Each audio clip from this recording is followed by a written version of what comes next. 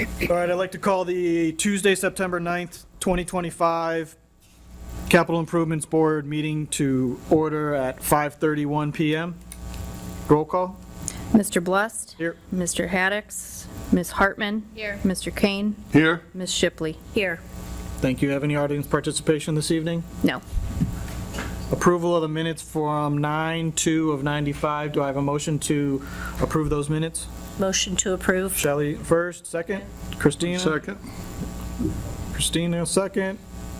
All in favor? Aye. Aye. All right. Business for 2026 capital requests. All right, good evening, everyone. This will be our last group of presenters. Next week's meeting, we will do voting, so similar to prior years, give you the spreadsheets broken down by fund, and we'll just go through the items and yes or no. And then the last meeting will be presentation to the Finance Committee, which, very short, 10 to 15 minutes at most. So we'll get right into it tonight. So our first presenter is Zach Hebebrand from the Information Technology Department. Good evening, Capital Improvement Board. Like Christina Conway said, I am Zach Hebebrand. I'm in the IT department. We cover all the departments from all the various technology requests. So actually this one that we're going to go over is we are replacing all of our network switches, and all the network switches do, it controls our servers, our computers, our access points here. So we put them in 2015. We got 10 years out of life out of them, and the ones that we're looking to go to, they're actually cloud controlled. You can also manage them here. So the whole idea is that we have better security because we're upgrading the technology, and then we actually have our replacement cycle. As long as we keep the what's it called, the subscription hardware warranty in place, so that's an annual cloud service. It's $58 per device. So in total, there's 26 network switches. So in case one would ever go down, it's as simple as we just take it off the shelf, plug it in, and then we're back up and running. So, and this is really crucial because this is everything that we do to conduct business, from making a phone call, checking our email, to even accessing the internet. So I realize it's a really big realm, but it's something that we all utilize just to conduct business on a day-to-day basis. So if there's any questions on it, just please let me know. We are going with a different vendor. We aren't going with Cisco. We're going to go with, it's called Dato, and we've had really good luck with them with our access points, and a lot of people are going to the cloud control because you can access the information from anywhere, and I'm really excited about that because all of our configs will be in the cloud, then we're always up to date. So yeah, I know I covered a lot there. Sorry. Yeah. So this is for the switches and the subscription? Correct, yeah, so that's right. So it's built in for 3 years total for the first, and then after year 4, then we pay the $58 per device. So all in, it ends up being $1,579.50. So yeah, but that's a great question. Yep. So the $72,500 includes the first 3 years of the subscription? That is correct, And then yeah. after that, it's $15. Correct, yeah. So all in, it actually, the total is $65,907. It's just Don wanted to do a 10% buffer because with tariffs being on, being off, we would rather have budget a little bit more than not enough in order to procure all the hardware. So that's it. Any questions? No. Okay. Thank you, everyone. Thank you, Zach. Appreciate it. Thank you. Thank you, Zach. All right, next up, we'll have Jennifer Bettinson for Parks and Recreation. Zach. Good evening. Thank you for letting me be here tonight. So we are going to start with our security upgrades. The community center does not have a security system, and we're allowing rentals in there and after hours activity, and so we want to be able to monitor that a little bit more closely, so that's why that's on there. The security system at Glen Meadow Park and the security system trailer are also new. We have found that there are incidents arising in parks around the area, ours as well. Vandalism, theft, incidents are occurring, and there's nothing to combat what people are saying or doing. There's no way to research or investigate those. So I asked IT to put together a proposal for us for Glen Meadow Park and for Liberty Park. Glen Meadow Park, we have the ability to have a standalone system within the park. Liberty Park, we do not have that capability, so they're suggesting a trailer. The benefit of the trailer is that it can be moved. So it can be used for Twins Days, it can be used for our Rock the Park events, it can be used for any of our community events, it can be used for Safety Day, anything like that, because it can be mobile around the city. What the benefit at the parks, those 2 parks that we've selected, is that is where softball, baseball, soccer all take place. So those are big, huge community gatherings where there can be incidents. It can increase our ability to response times and investigate those incidents. So total for all 3 of those is going to be $100,578. If you have any questions, I'm going to defer to Zach because he's the guy. Jennifer, when you say security system, are you just talking about cameras? Correct. But, and in the trailer, is that a place where the police would sit during a big event? You anticipate a problem, or what is a trailer? No, you're fine. Charles, it's a great question, because when we were actually speccing it out, so we use Redshift technology, they're with the schools as well, so we've had really good luck with our vendor.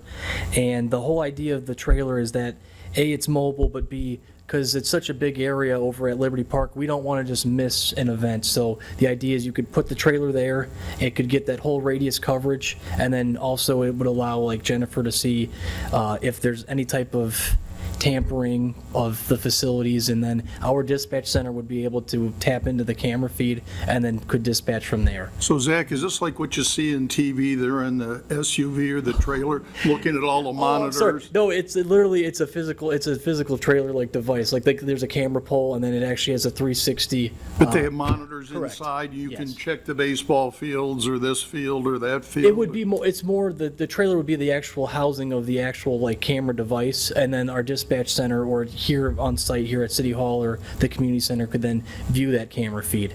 So it's a remote site, but like Jennifer was saying, it can be So it's movable. just the housing for Just the the housing. remote equipment? Yeah, correct. really? Uh-huh. Okay. Yep. And it would integrate with our stuff that we're utilizing now, so that would all be good. It is in the cloud, and the good news is that it only records if there's motion detection. So we're not going to miss anything if it's, a 1 day of coverage where there's no type of, incident occurs. Like, no, there's no motion. So, yeah. Is this a smaller trailer that one of the pickups from Parks and Recreation could tow over and bring back? It would be like an F-150, like a small truck. Okay. Yeah. So it's easily Yes, it can be movable and moved. Yeah. transportable? Correct. Yep. And it is solar, so the idea is that it can be moved anywhere as long as it's outside. I know we don't always have the best sunshiniest winters, but it can be done. Oh, okay. Yeah. may Is there any other questions? You on may the- have seen these in like large parking lots, like, I know that they have one at Great Lakes Mall. It's literally just parked in the parking lot, and it surveys the area and just sends it back to the police department or whoever taps into the cameras.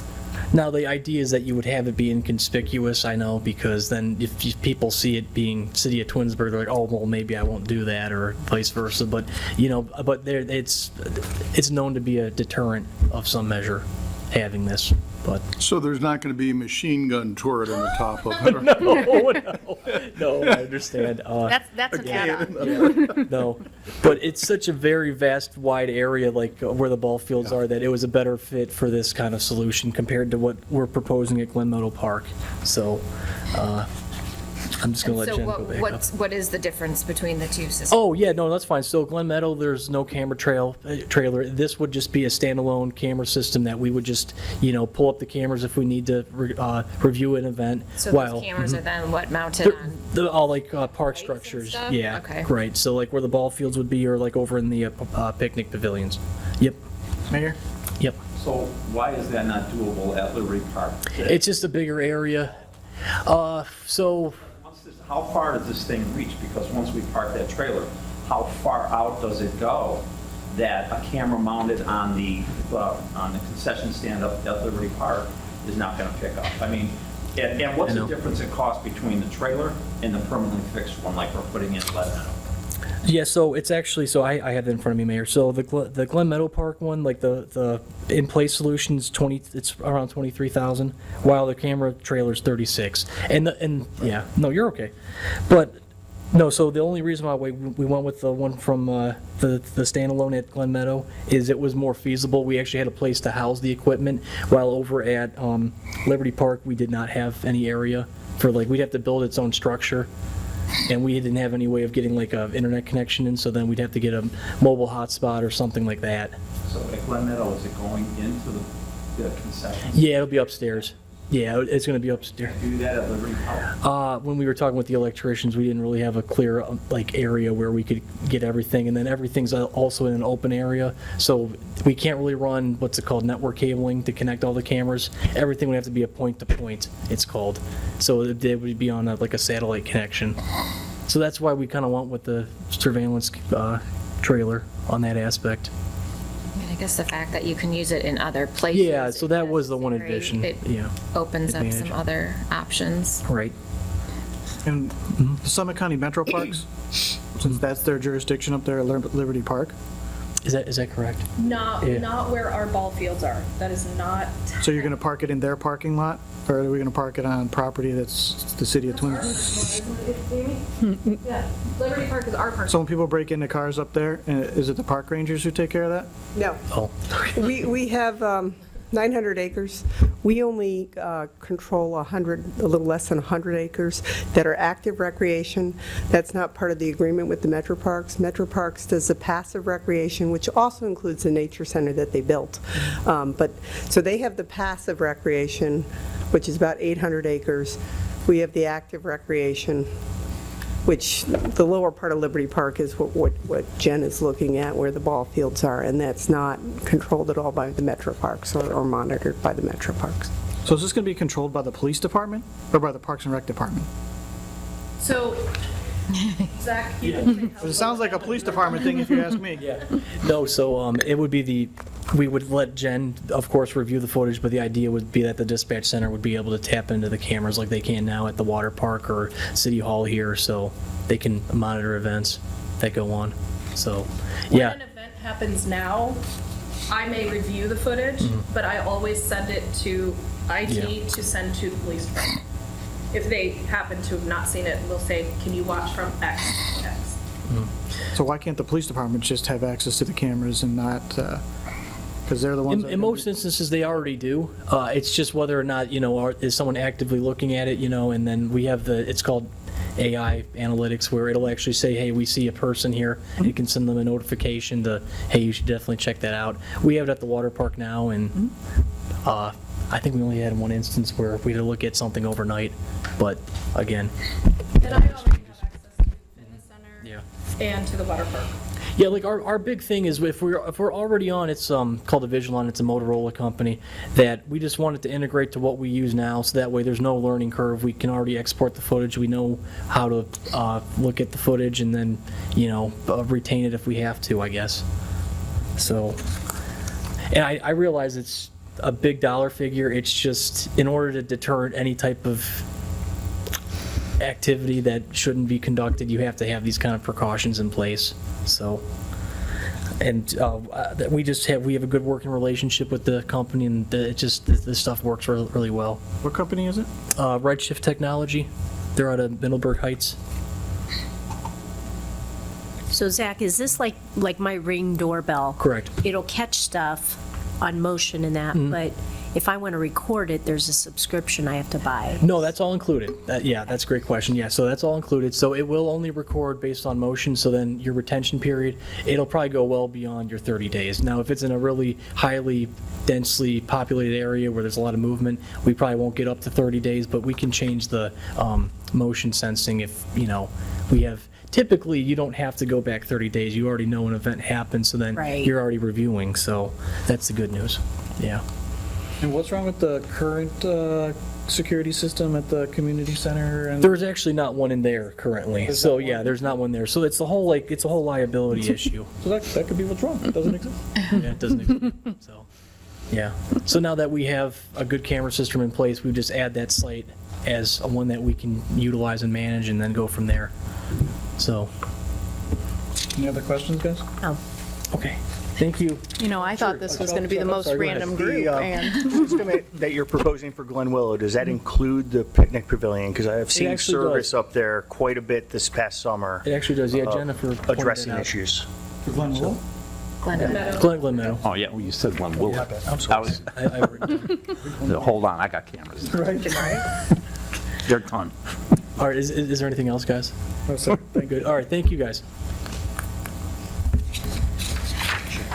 Okay, so the next piece is our park improvements piece that we're looking at. The shelter at East Idlewood, we'd like to tear it down and build brand new. That is the worst of all the 4 that we rent within our department. And the 241 is based off of the model that we're using for the Glen Chamberlain Park.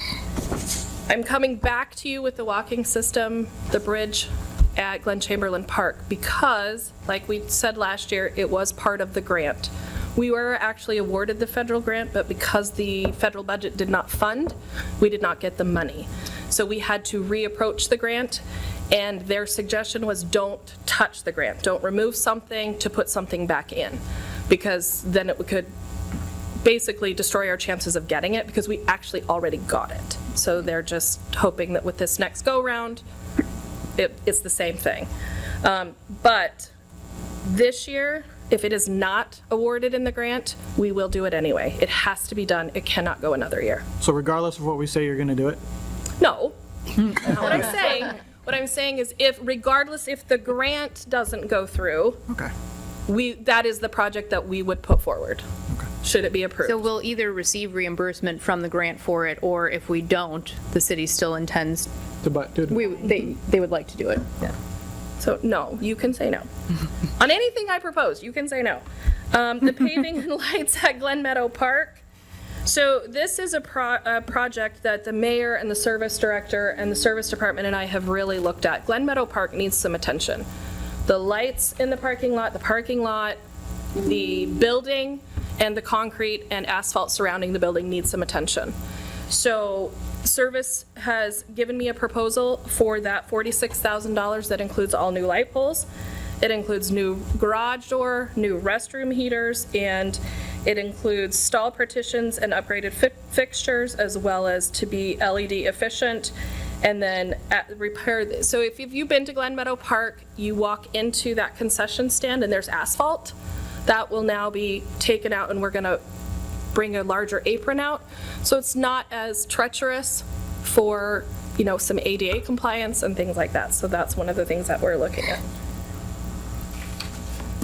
Is this the park off of Glenwood? Yeah. The annual park? Any questions about that? You're talking about the concession stand between the 2 fields there. The 3 fields, yep. Yeah. No questions? Nope, no questions? Anybody? Okay. So fitness is easy this year. We are only asking for the equipment lease, which we are already in. This is year 4 of 5. And then lifeguard chairs for the indoor pool. They do need to be replaced. They are getting old and they just need to be replaced. So they're the $12,000. How many are there? How many? 2. Stop stealing my question. Sorry.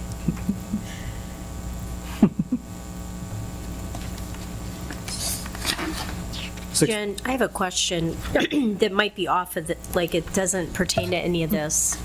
I know that the fitness center is closed on Sundays, and that was after COVID. Are we thinking of opening it on Sundays at all? Not at this time. After COVID, it allowed us to look at the stats. And we went back 5 years. So we went back to 2015. Looked at really what our attendance was. Saturday afternoons, Saturday evenings, and Sundays. And it really didn't make sense to bring staff in for the very, very little visits that happen. Now we're able to use Sundays for training of our aquatic staff, and we're able to use it for TYSL. They rent out the field house in order to do their training. We also have a volleyball program that comes in the winter. And then Desmond, our new assistant director, he would be able to do some programming and training with staff on Sundays. That's a better use, we believe, as far as fiscally, than opening for a few hours. It's never off the table. We are looking at it. As membership begins to climb, it may be something that we reapproach. I do know that Desmond is actively looking at it, and what that looks like is still to be determined. Yeah, I've just been using the indoor pool a lot, and it's so hard to get a lane there. And Sundays would be nice to, because they have swim team, like from 3:30 to 8:30 every night. Yeah, it's tough. Or add more lanes. Can we add more lanes? It would be a lot more expensive than opening on Sundays, but you want me to do that, Mayor? Make them skinnier. All right, I thought I'd try. I'll show you later. We don't have enough zeros on this paper right now. I know. Jennifer, I just have a quick question off this topic. With pickleball improving and exploding the way it is, do we have any thoughts or plans for expanding our pickleball facilities? We tried that last year. We do. We tried tried. this year, but we got pushback from the neighborhood. They wouldn't allow us to expand where we're currently at, so we're looking at other areas. Okay, there are I other would like areas to expand it, possible. for sure, yeah. I know Solon is just opening up a dozen new courts, I think it is, and Yeah, we would like to expand it. great. We have some ideas. The mayor and I have talked, Chuck and I have talked at Parks and Rec Commission. We have some ideas of where we can put it. The It's minute just not in people the found out I was on this, they started asking me that. That's why I'm bringing it up. Thank you. You're welcome. Any questions, guys? Thank you. Thank you. All right. I will take this portion of the presentation. So Chief Basso has been working tirelessly on a comprehensive emergency management plan for the city. He did approach the mayor and I last year with this request, and it got pushed off for other needs. So these are, again, items that we think would benefit the city greatly, but again, we're always into looking for grants for items like these. One of the first thing is a permanent standby generator for the community center building. The hope is that with a permanent generator, if the power were to go out, that the community center and senior center would open into either a cooling center or a warming center. It could also be used for lighting at Glen Chamberlain. He did say that the reach would be large enough for lighting for the Rock the Park events. So I have never been there, but I imagine in the cover of darkness with no lighting, it's probably not the safest place to be walking. So he did say that that would be an option. And the other portion of that is the transfer switch for the portable generator. It includes 3 transfer switches. These are used in conjunction with the generator, so it prevents backfeeding, which prevents electrocution. So obviously, you need both of them to work in order for the generator to work. So these were just items that we put on there. Chief Basso is looking for possible grant funding for those, but they don't really fall into the fire category. They're more general capital improvements. Does anyone have any questions on those 2 items? So we currently have portable generators, and you want to replace them with permanent generators? We have no generator over at the community center. Okay.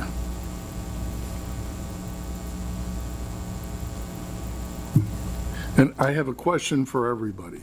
Anybody here that has a generator for their home, has it ever been necessary to use it? I know people that have them, and I've never used it once. I live in Geauga County. We had a massive tornado that came through last year. My house does not have a generator, and boy, will I tell you that I begged my husband to buy one because we were without power for about 8 daes. Just saying, this area has a tendency to be kind of isolated, insulated from the worst of the weathers. I Well, just, we had, there was that, we were out for quite a while. We really? used our Ago. generator. We Yeah. had no power and couldn't get heat, and it was in the middle of the winter. Oh, Maybe 3 years ago, 2 years ago. And we've had them, Small. yeah, sporadically throughout the city. Like Chuck's just reminded me, Glenwood Acres had an outage this year, as a matter of fact. It was a several-day outage. Acres. I think we're fortunate because a lot of our newer developments have underground utilities. However, eventually it's going above ground and it's got to go on wires. And so we're never really completely protected from that. or safe from it. We're fortunate it doesn't happen as much as maybe other communities. I know Lakewood's been on the news almost every week, how many outages they have there, and we're fortunate we don't have that. But you need to be prepared. And just like they said, I think the biggest part that really rings with me is that if we ever needed to, if the power did go out, for warming centers or cooling centers for people. If you remember last year, we opened up the outdoor pool free for everybody when we had that really long, hot, dry spell. And we had no cooling center, so we just let people come in to the pool during certain hours through the day, just to cool down and keep them cool. So I think it's money well spent. It's a nice service, yeah. And not that this is significant, but I made sure to ask Jen and Desmond, how are the bathrooms hooked up at the community center? Because we actually had this issue when I worked for Solon, that they had a power outage, and the community center and senior center all had electric flushing toilets, which do not work when the power's out. So even if you wanted to have people there just for a safe space, you have no restrooms to provide for them because you have automatic flushing toilets. So just, things like that you don't think about until you have to. Does the fitness center have a generator? Has backup power. It's not an actual generator, but we have temporary backup power where we can run some amenities. We are an emergency center simply because of that small backup power, but again, So does it turn the lights That's on not and the going heat? to run our toilets. It's going to run the lights and the heat? It's not going to run the water. It's not going to run our heat. It's just enough to keep those emergency lights on. That's all the power that we have at the fitness center. Just looking, like you said, Mayor, if we have some situation in the wintertime where people are out of power, which is usually the case, and people need somewhere to go that's warm, Right. currently, We have nowhere, right? Currently, we have nothing to offer. so I'm just, in this proposal, and I agree with it, I'm just trying to think, like, what would be the best use of, the fitness center is a much larger place for people to go than the community center. I don't know how that would work with And I the don't know either school. with the school. Yeah. I agree, just talking out loud. Yeah. Because we're technically on their grid completely. So, You guys just divide the electric bill? yeah. Go with the school. With the If we school. were at the fitness center, we're on their grid. I just don't know how that would work. We can fit a large amount of people in the community center between both sides. What's a So, and large the American amount? Red Cross would come in. So how many do you think you could fit in there? 60, 40. So I can fit 325 on the senior side, approximately, and I can fit in the hallway, I can fit about 275 on the community center side. Okay. Red Cross has used it a couple of times, I think, for This isn't the type of some communities that have been out, just oriented pockets people of that only have a Twinsburg. community center to go to. In that situation, it should be fine. Any other questions, guys? All right. Thank you. All right, moving on to something way more exciting. We have Brian Minard from Glen Eagles Golf Course. So cool. Such a nice golf cart. Good evening, everybody. I don't know about exciting, but here I am. Talking about golf carts. As you see up there, we have a fleet of 80 golf carts that we started in 2018, so they're on their 8th season this year. We're starting to put a lot of money into them. I think we're up like $15,000 just trying to maintain them, keep them on the golf course on a daily, weekly, monthly fashion. So we're looking right now, we have, this bid is for the newer cart model, the lithium batteries, stuff like that. Upgrade system for that would be tremendous for us. They would charge in half the time, 4 hours versus 8 hours. No maintenance required for these new golf carts as far as the batteries are concerned. And there's a 5-year warranty and about an 8-year lifespan with these golf cart batteries. Right now we have electric golf carts. They have 6 batteries in them underneath the seat, so we have to change those out every 3 to 4 years, depends on the amount of play that we get, and those also require monthly maintenance that we have to do on those as well. So body-wise, a lot of damage to the bodies right now. The tires are going to need to be replaced next year. There's 6 batteries per cart will be need replaced next year as well. So cost-wise, they're going to dump a lot of money into old existing golf carts, and these would be newer version, like I said, 5 years on the batteries, 8 years on the lifespan of the batteries, which would be beneficial to the golf course.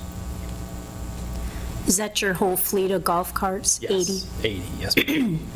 And so Club Car's going to give you 200,000? For the trade-in? current ones we have now, correct. Do you go through a dealer? Does the dealer take the used ones and retail them out, or? They have a lot of different outlets they can use. Okay. For Southeast, they might be able to resell those somewhere to another golf course, or they rent carts for different events and golf outings, like we rent carts from them for larger golf outings, so they have different outlets. Are the lithium batteries going to be substantially more expensive to replace every 3-4 years? Do you know? Well, Brian? they have life of 8 years, warranty for 5. So we don't have to replace those every 3 or 4 years based on usage. Will the new ones have a bigger, like, center console, so more, my cup holder will It is a work little better? different. Instead of I know you, Like the 2 on the side, like to the now side, the new and ones there's have. like the big pockets in the middle, everything's now up top. Okay. So it's a little different. It's like the one I saw, the demo. It's the one we did demo one. It was really upgraded on every part, but yeah, it's very similar. Just not the GPS Yeah. or the fancy tires and stuff. It's sweet. Or the buckets. If you're a golfer, you'll love it. They're not going to give you the brake warning and keep you out of the bunkers? Oh, well, actually, I forgot. There's a braking system with the lithium batteries. So if you play golf, if you let go of the gas, it slows down.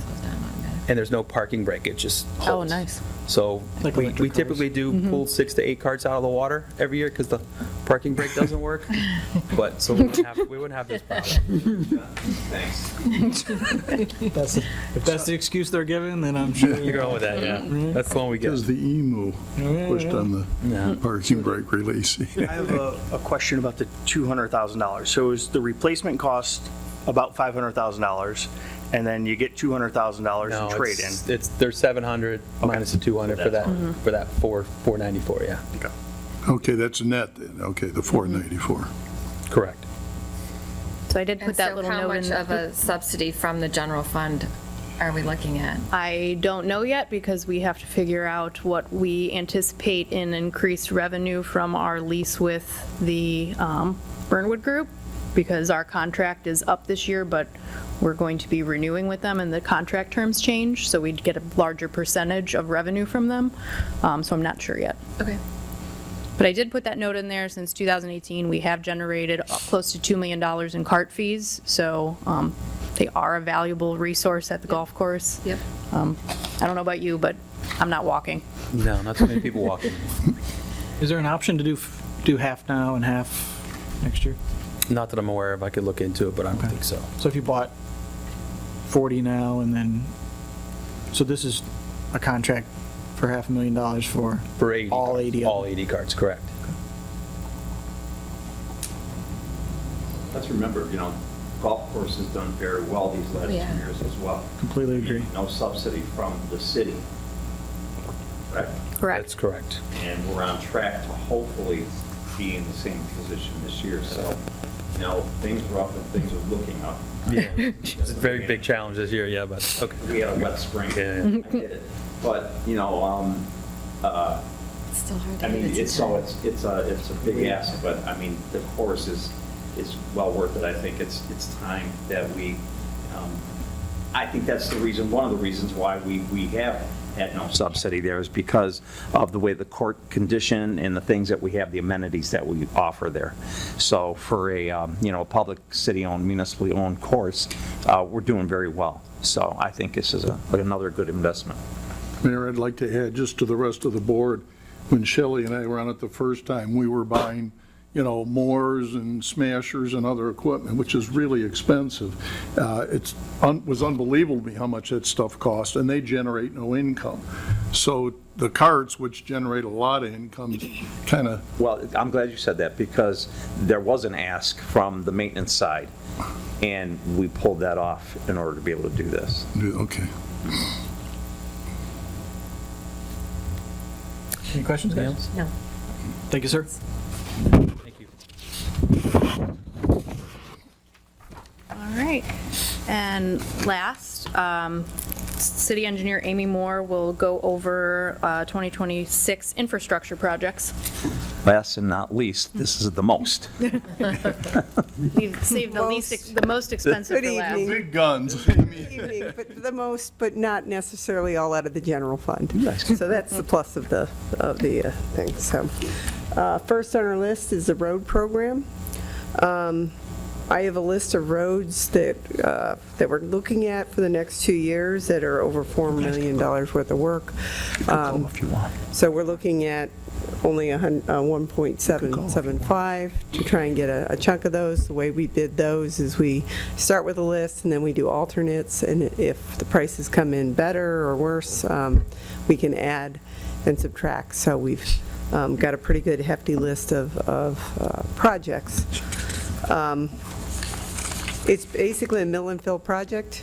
We mill the pavement down, we fix some of the curb along the area, especially around driveways, ADA ramps, and catch basins. We don't do 100% of the curb. We do, those areas where we have those types of issues, and then basically mill a couple inches of asphalt, put asphalt back, sometimes a fabric, depending what's needed, sometimes doing some repairs, depending on what's needed. Any questions on that program? It's pretty much a program we run every single year. We have increased over the years. Amy, our own guys do that, right? We're not hiring? No, this is a bid-out project. Oh, it is? Where we've got the big pavers, we're going down doing miles of, we're doing all of McTerran Parkway, say. So that's something our guys don't do. Guys have a small roller with a little, can do patching in some areas. They don't have the big hoppers and everything else to do paving. Oh, I see, okay. What are some of the streets that we're looking at next year? Main ones? Well, I never like to give the streets out 100% because we switch them after the winter if we see popping going on. But we spread the money out. We usually do an industrial road if it's on the list. So I think Edison's on the list this year. Last year we did Midway Dutton area. I do have McTerran Parkway because it's heavy used. It's starting to show some wear and tears. And we just know that gets a lot of bus traffic. Heavier roadways that have more traffic tend to need to be resurfaced sooner because they'll develop those types of things. We have some money going back up in Meadowwood again, the other side of Sandalwood. We have some money on Ballou. We have some I don't money need to over. know them all. Yeah, I'm so just we're spreading it around in different areas. I can give you a nice color map that when one year I was questioned if I'm not spending in somebody's ward, and I said I don't do it that way, and I pulled up my color map. I said in 5 years you'll see it goes in every ward. We do it based on pavement condition. Good. So. And like Amy said, that money is spread out between different funds. So part of it comes from street construction and maintenance. A lot of those projects come out of general capital improvement because they're not really necessarily road-based, but you can see from on their parking lots and things like that. Yeah, in the road program, in addition to what is the roads, what we just talked about, which is SCMR, and Unimoda, which is gas tax and license plate tax. There's some things that we can't pay for with that. So I've included the final phase 3 of over at the next door to us, the building department area. We did not get to all the way out front. We kind of were limiting how much we were spending each year. The first year we did in the back behind the fire department. Last year we did between the building department and the fire department. We have the leg that basically has to bring you out to the street. So we have about $75,000 in for that. The parking lot in the back here at City Hall, it's been about 25 years since we really did anything major associated with that. You can tell by the cracking and the need there. So we have money in to go full resurfacing on that parking lot. We also have money on our sidewalk program. Normally I ask for about 80. We've been spending a little bit more than that, and we've been getting a lot more requests for that. So that's up to 100,000, which is more in line with kind of where we're seeing the needs, trip hazards and different things associated with that. And then finally, Stripe, okay, and then the striping program, which comes out of both State Highway Fund and the Muni Motor, I think those are the two that I put down, right? SCMR and State SCMR, Highway. Okay. Cover striping. Now, what we are going to do different next year is, years ago, the EPA required us not to use an oil-based paint. We've been using a latex paint. It's just not holding up as well as we would like. One year, probably about 5 or 6 years ago, we did long lines with, or we did all the crosswalks, and those with actually a thermoplastic, held up pretty good. That's kind of worn down, and now we're painting over the top of it. So we're going to use an epoxy. It'll be a little bit more expensive, but we think we'll get a better life out of it. Now, I'm not saying we'll get more than a year, but right now we're getting about a half year. It's starting to look pretty bad come the spring. So we are changing materials on that, and then we've Amy, got epoxies are water-based now? Epoxy's got plastic. Epoxy has kind of got a resin type of system. It's not a latex, but it's the next tier up in the tier of traffic paint that is used as far as cost. Like I said, the thermoplastic seemed to hold up pretty well. We were afraid plows were going to cause stripping of it. The way we plow our streets is we plow to the pavement. We don't use any stripping on our blades, like rubber or anything like that. So we were afraid at that point in time that we'd get a lot of stripping.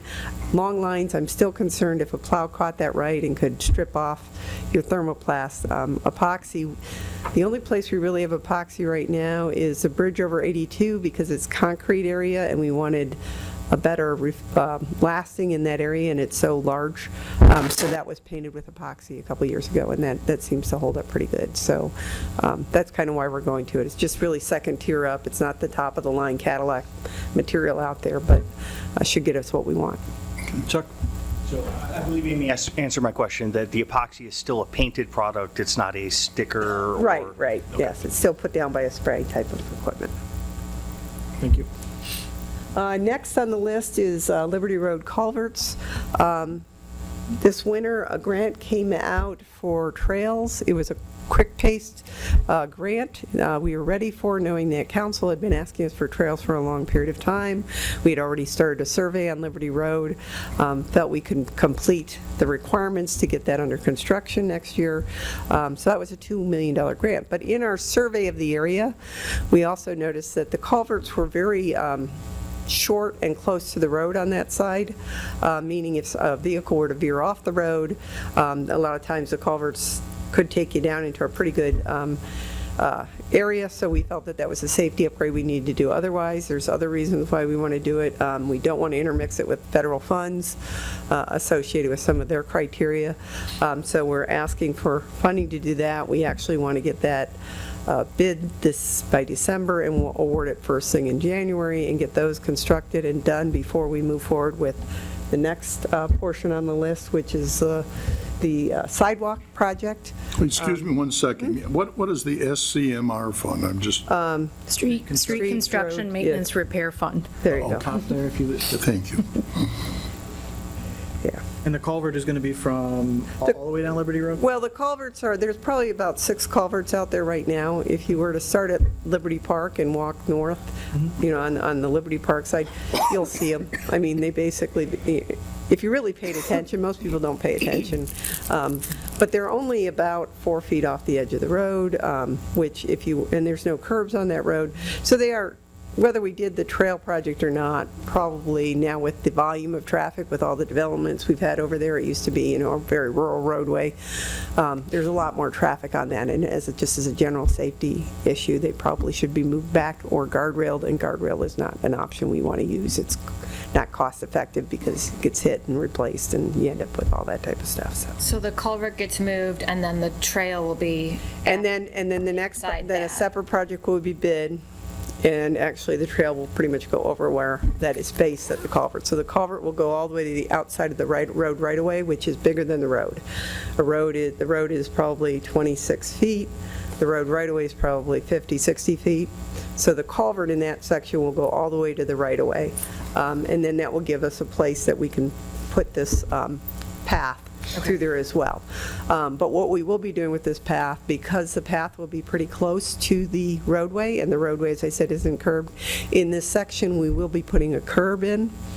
We will have more of an open type of, we won't be putting grates on the pavement because it is used by a lot of bikers, bicycles, and you can put bicycle-safe grates, but they're around those. So if you go down Haddon Road, you can see what we're looking at using. It would be basically a slot every so often in the curb, allowing the water to flow off, and then it would get into a catch basin in the 6 feet between what would be the roadway and the trail.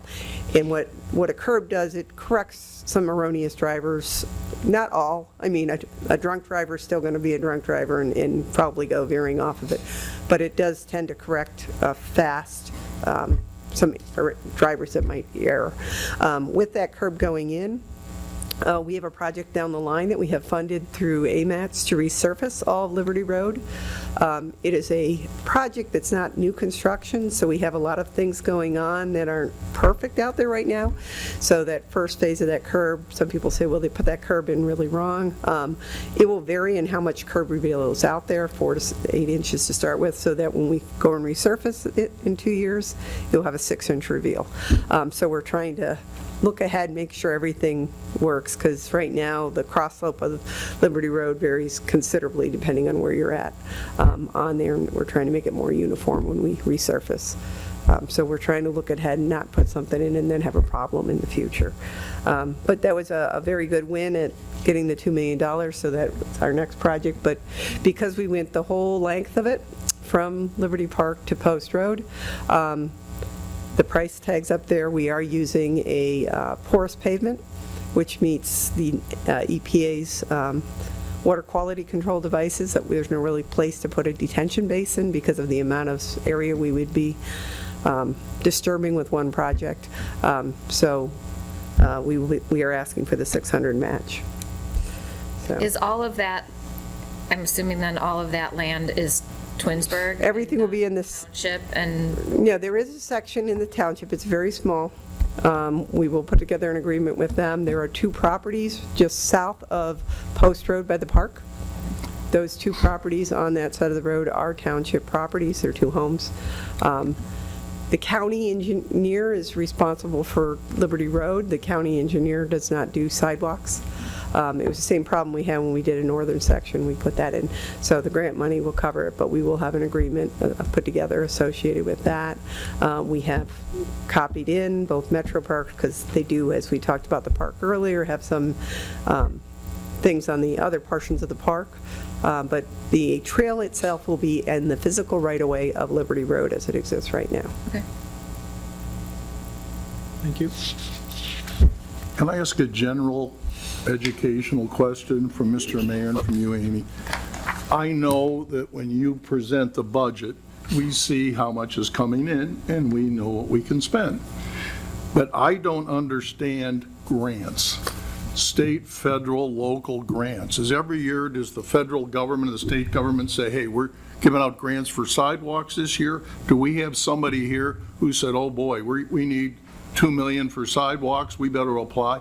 How does that money pop up so when we plan for the future, we know where the grant's going to be or what grants are going to be available? I'll tell you what, engineering has done a great job. Amy has done, I call her the queen of grants here, because she's brought in more money to this city and saved us more money on the grants that she's received. Like and now shopping, though. she's got Patrick, doing, her assistant is starting on the same track.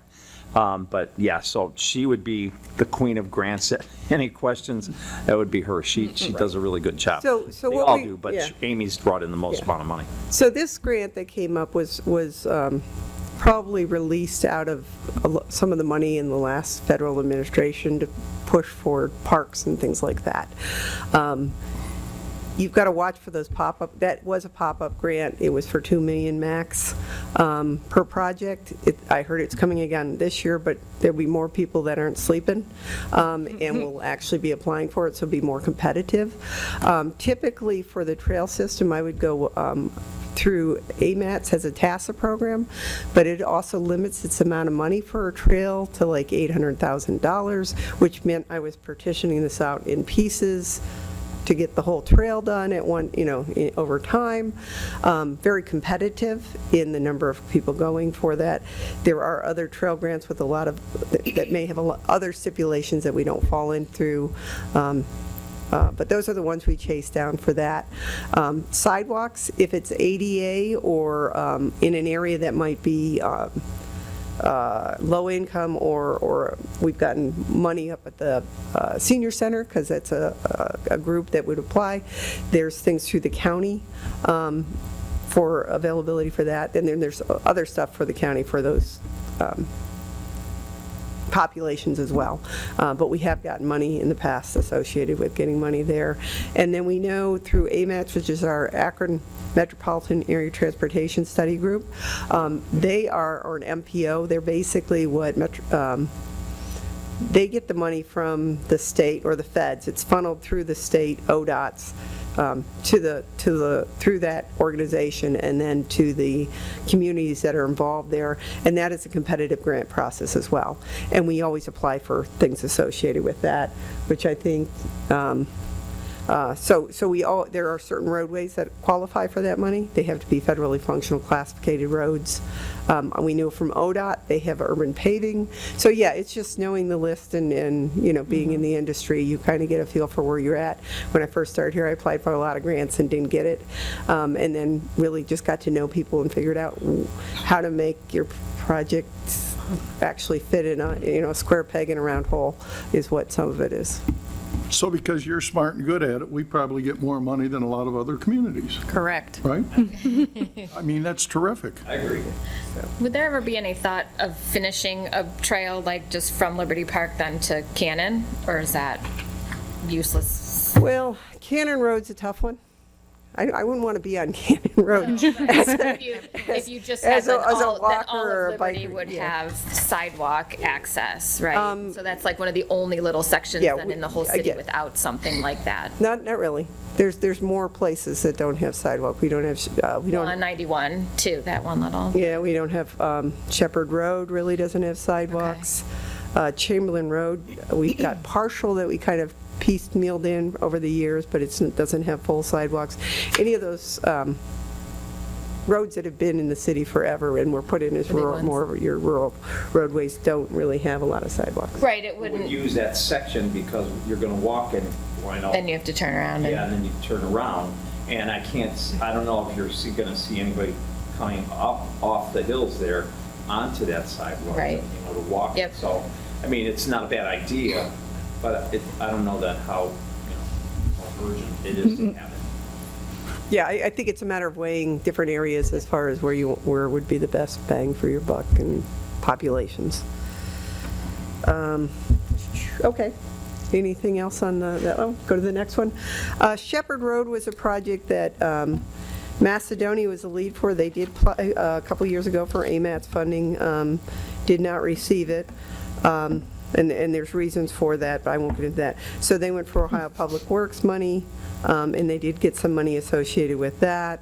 Not quite as much per se, but we do have, this is a section from the 480 bridge south, just on the east side of the road, which is our half, down to the city limit, which is just north of, well, it's right by Jennifer, just south of Jennifer or north of Laurel.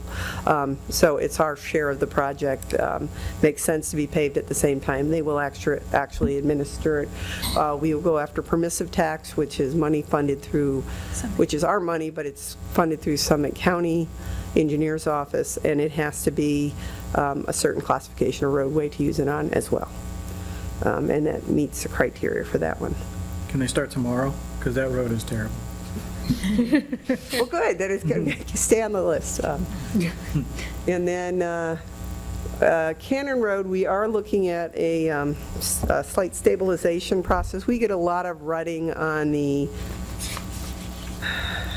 Cannon Road doesn't really, yeah, it does run, the north side of Cannon Road, when it rains a lot, there's a lot of gravel that gets washed to the bottom. We kind of know where the area is. A lot of those residents also want more of a lawned area as well. So we're looking at a product that would basically put down reinforced turf and hydroseed it, and then they, would protect that area a little bit more in those floods. Because the water is going where it's supposed to do, and it's getting off our road, but then it's causing this wash. So that's, it's been a problem probably since I've been here. We fix it, and the mayor says, well, we shouldn't have to keep fixing it, we should fix it. So we're going to try to fix it a more permanent way, so. Well, not all these materials listed were around years ago, so. Then next is typically our emergency repairs to just some of our funds in there. This is for the sanitary fund. I work with Nate on this and the sewer department. I think we bumped this up last year, and we're going to continue to keep it bumped up. He's running through all the sewers a lot more efficiently, more faster with cameras. They find something, they want to fix those areas as they come up. So years ago, we were like at 50,000, but this is a number we've kind of agreed on and that we think we're going to run into every year.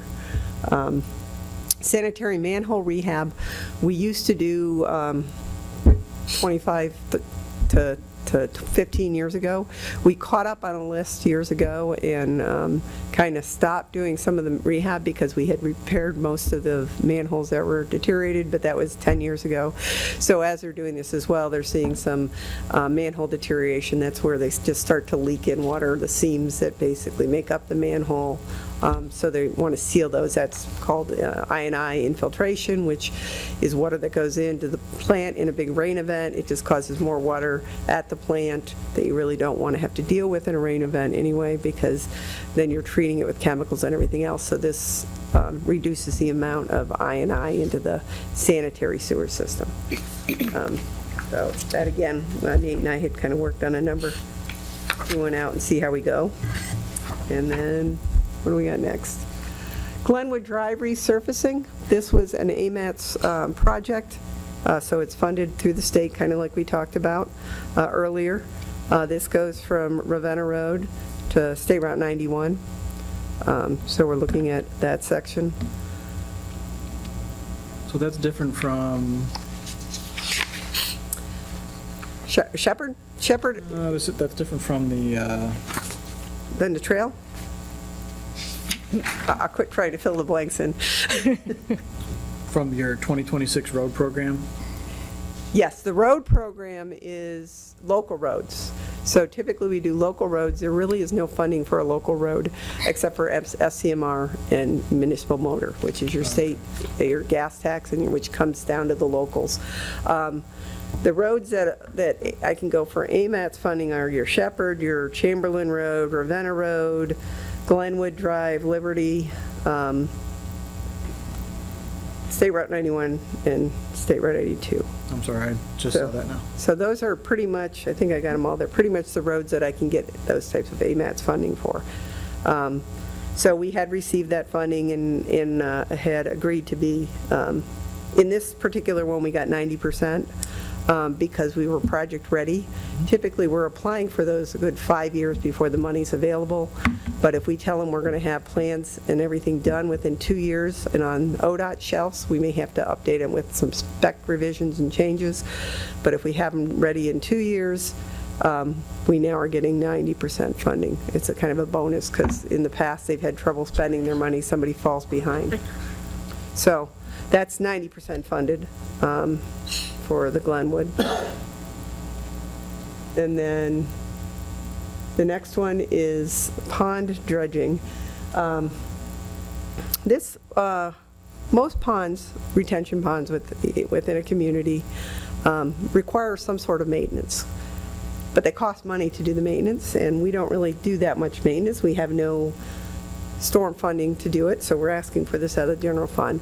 But with some of the flooding we had in previous years, we know that these two ponds at Wallings and at Waterford and Allings, see, I'm mixing up my terminology, So is do it have a fair Waterford or amount of is it sediment in them. Wallingford? Yeah, Waterford, I think it should be Water, Right? Water- 'Cause there's no pond Waterford. on Wallingford. then it That's should be why I'm missing it up Waterford. for everything. Waterford is by the golf course. I don't that live pond, here. that No, pond. I live on Wallingford and we don't have a pond, so. The one by the golf course, Okay, Waterford. You're getting one. So there's a big pipe that goes in there, has taken a lot of sediment over the years. We know that's going on.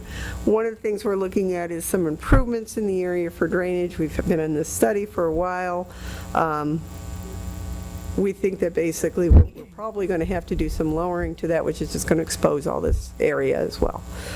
We also did some lowering at the Allings end. After the storm event, we probably took about a foot of material right by Liberty Road. You wouldn't even have known it because that culvert is so big there, it didn't look like there was much, but we lowered the pond over there and there's some exposed stuff there. However, I want to say this with a caveat. We're not sure what we're going to do up there at the golf course area. So although I've asked for this whole money, I may ask for it to be repartitioned in a different way.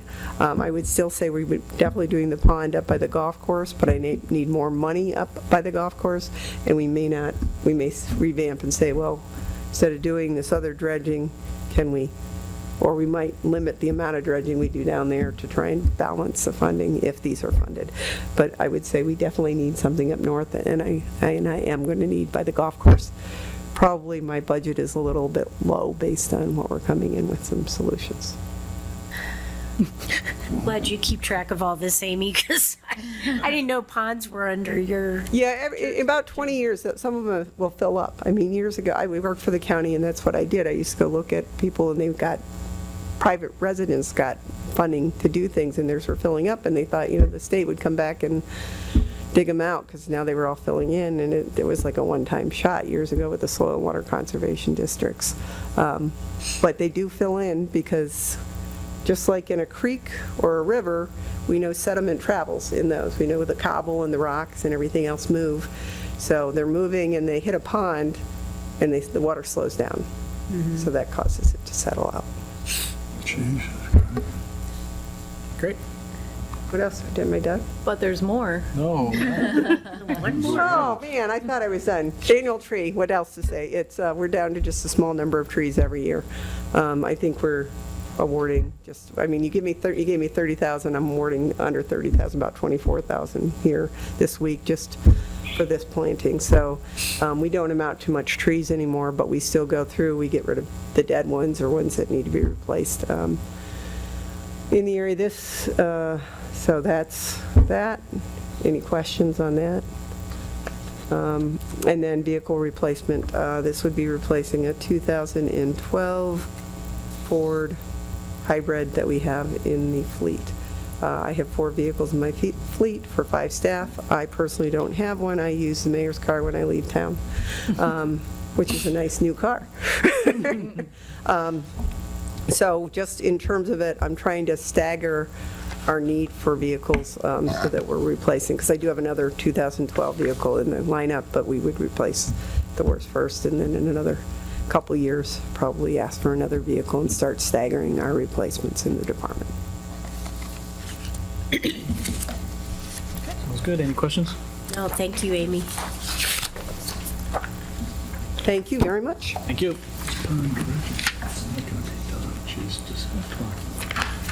So the only question I have is, how much money comes out of the general fund for Amy's projects? Because it looks like almost none. From the general, so we do subsidize SCMR, the Street Construction and Maintenance Fund. I want to say last year it was around 800,000. We haven't had to transfer anything yet this year because bids came in lower, and then we get the receipts for gas tax, so we only transfer if and when we may need it. Okay. But we'd probably put similar amount budgeted for next year. Sounds good. All right. Anything else there, Christina? No, just our next meeting next week. Same time, same place. So our next meeting is next Tuesday, September 16th, at 5:30 PM. Can I have a motion to adjourn this meeting? Motion to adjourn. Shelley, second. My second. Charles, second. Meeting is adjourned at 6:35 PM.